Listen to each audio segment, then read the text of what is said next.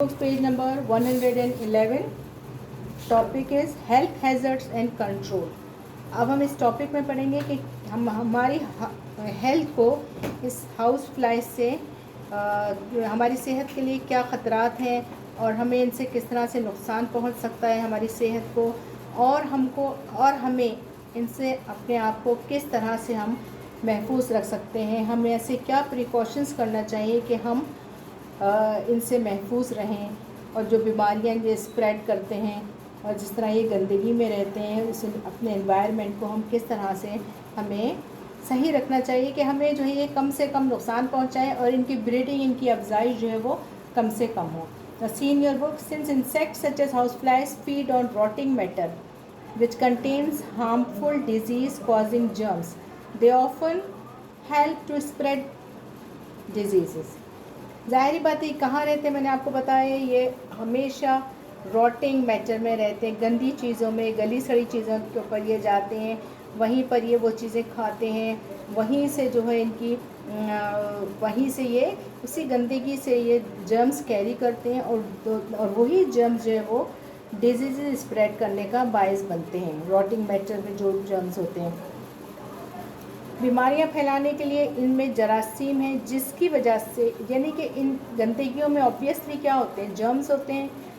House flies always visit, book में देखिए, house fly always visit dump to feed और lay it's eggs. ये eggs भी जो है वही उसी जगह उसी गंदगी में ही देते हैं।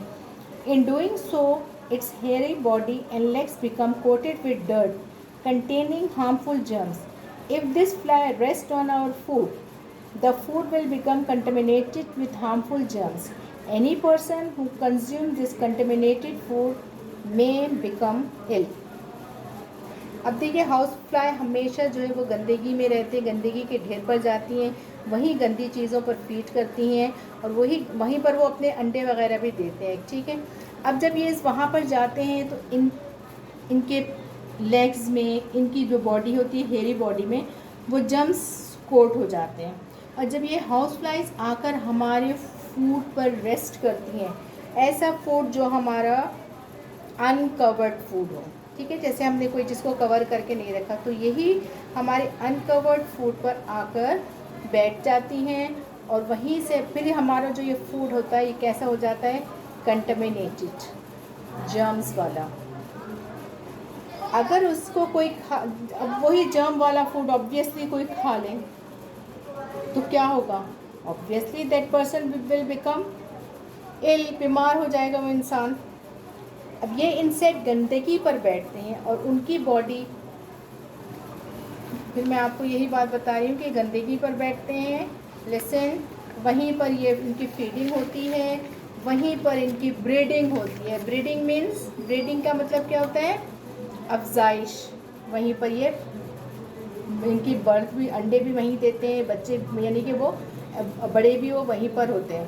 कंटेमिनेटेड का मतलब है कि फूड या वाटर जिसमें जर्म्स वगैरह होते हैं।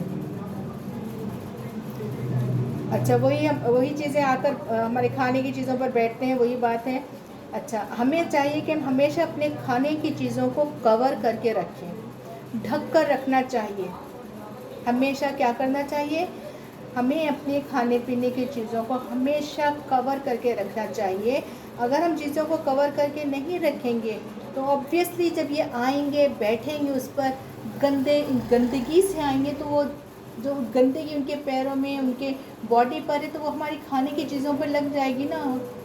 अच्छा, अब बुक में भी आप देख लीजिए, the house flies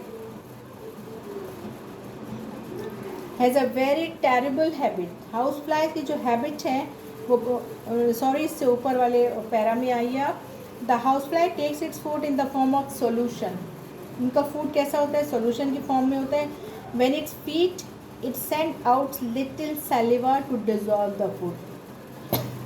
sorry, when it feeds, जब वो अपना वो जो भी फूड है वो खाते हैं, तो पहले वो अपना सैलिवा अपने अंदर से निकाल कर उस फूड के साथ डिजॉल्व करते हैं। This dissolve food is absorb by the proboscis, जो इसका माउथ पार्ट है। When fly feeds on the dirty matter that contains germs, its saliva pick up those germs. If the fly then settles our food, it will send out saliva containing germs, thus contaminating the food. वही बात मैंने जो आपको बताई है पहले भी, कि वो जब हमारे फूड पर बैठेंगे तो वो हमें हम जो भी वो सैलिवा के साथ जो जर्म्स आएंगे वो भी हमारे फूड पर स्टिक हो जाएंगे। अब देखिए, the house fly has a very terrible habit passing out species when it feeds. The refuse of the fly that has feed on rubbish contain disease causing germs. This is another way in which the housefly can spread disease. अब house fly की एक बहुत ही terrible, बहुत ही गंदी आदत है। वो क्या है इसकी हैबिट?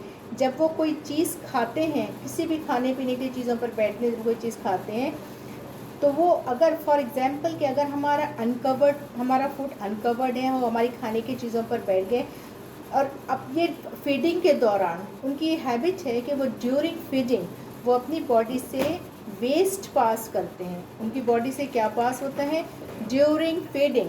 लिसन, जब वो फीडिंग हो रही है, जब वो फीड कर रहे हैं, तो वो अपनी बॉडी से अपना वेस्ट भी पास आउट करते हैं।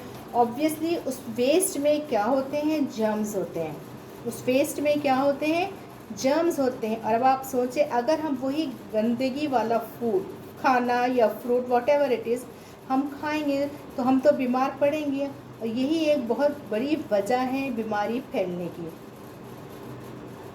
Now see in your book page number 111. Since houseflies can cause disease, it is important for us to restrict their access to our household. अब क्योंकि हाउसफ्लाई बीमारियां फैलाते हैं तो हमारे लिए ये बहुत ज़रूरी है कि हम उनकी अफजाइश को रोकें घरेलू हाउस होल्ड तरीक़ों से। अब हमारे हाउस होल्ड क्या है, यानी कि किस तरह से हम उनको रोक सकते हैं, रेस्ट्रिक्ट करते हैं। One of the best way, सबसे बेस्ट वे ये कि सबसे बेहतरीन तरीका उनकी अफजाइश को रोकने का ये है कि हम अपने घर का जो भी हमारा वेस्ट प्रोड्यूस होता है किचन में, वेजिटेबल,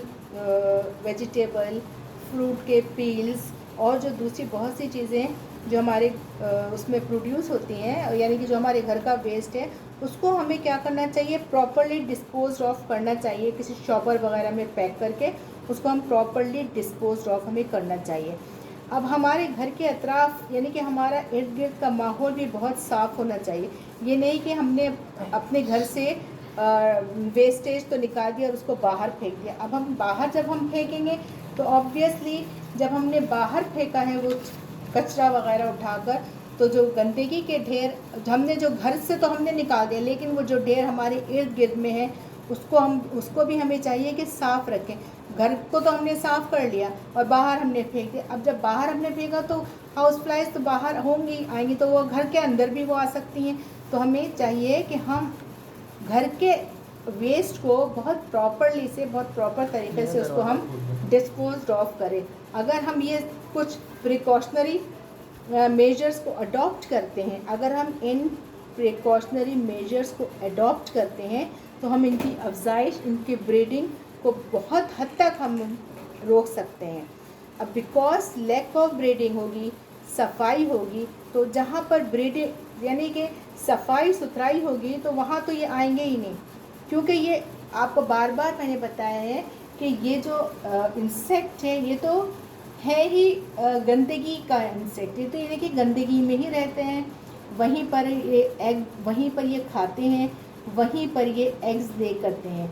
तो अगर हमें अपने आप को, अपने माहौल को साफ़ रखना है और हमें बीमारियों से अगर बचना है तो हमें क्या करना चाहिए? हमें बीमारियों से बचना है तो हमें ये करना चाहिए कि हम सबसे पहले सफाई का ख्याल रखें। जहाँ सफाई होगी, जहाँ बहुत नीट एंड क्लीन एनवायरनमेंट होगा, घर के अंदर का, बाहर का, तो ये वहाँ पर नहीं आते। ये उन जगहों पर आते ही नहीं हैं जहाँ पर गंदगी सफाई हो।